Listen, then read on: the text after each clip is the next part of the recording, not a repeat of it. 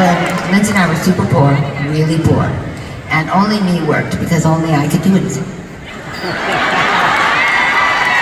So we got used to being really poor and having nothing, and it was like, okay, because we were making music and we were having fun. So anyway, it got to this point where we put out the Buckingham Next album, and it just didn't really do anything, and we were disappointed, but we just had to keep on moving. So we started an album on speculation, and that is like what people do when their record tanks. A spec album. So anyway, that's what we were doing for the next 2.5 years.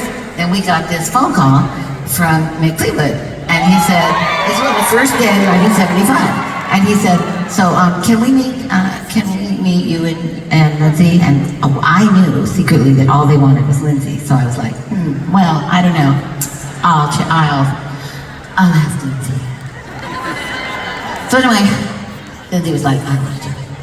And I'm like, we're doing it because I'm tired of being a cleaning lady, and I'm tired of being the only person that works. We're doing it. So I did, right? I said, why not? And Waddy said the same thing. Don't pass this by.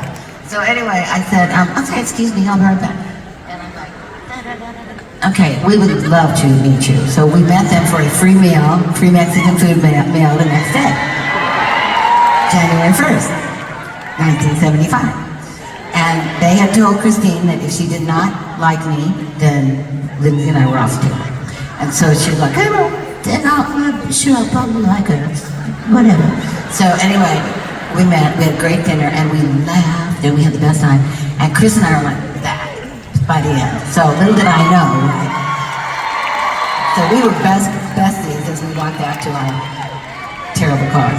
And anyway, so that was, we got really rich really fast. We went into making an album, and we were just in rehearsal, and we got $200 a piece a week each. And then 4 weeks later, we got $400 a piece each. And then 4 weeks later, we got $800 a piece each, and I took every penny of it and put it in my purse. I was the money man. And so all the money was mine. And because that's how we were gonna say that, right?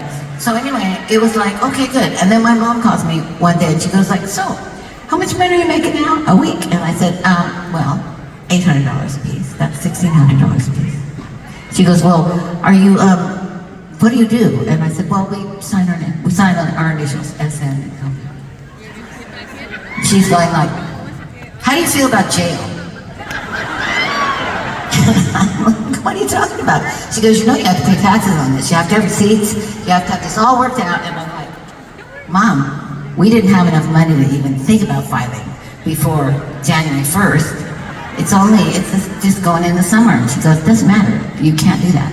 So she said, you better hire somebody. So we did, and we have a firm that we still have, by the way, and that's why Lindsay and I are the only ones that have any money left. The truth be told.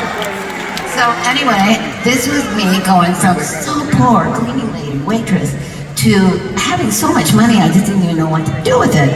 And so, as Fleetwood Mac went on a tour, and we did the first tour, and we were making really good money. Like, by the end of that tour, we were like a $500,000, $500,000 combined. So, as it went along, I used to be like, kind of miss those times. But kind of. And so I used to take my mattress, anybody who knows me knows this story so well. I took my mattress off the floor, put it on the floor, off the bed, put it off the floor. Put a cover lid on it and made it into like, my little, I'm gonna remember being poor here. And I would walk into my bedroom and I'd go like, and I'd sit down on the floor, try to not hurt myself on the floor. And I go, I am still Stevie.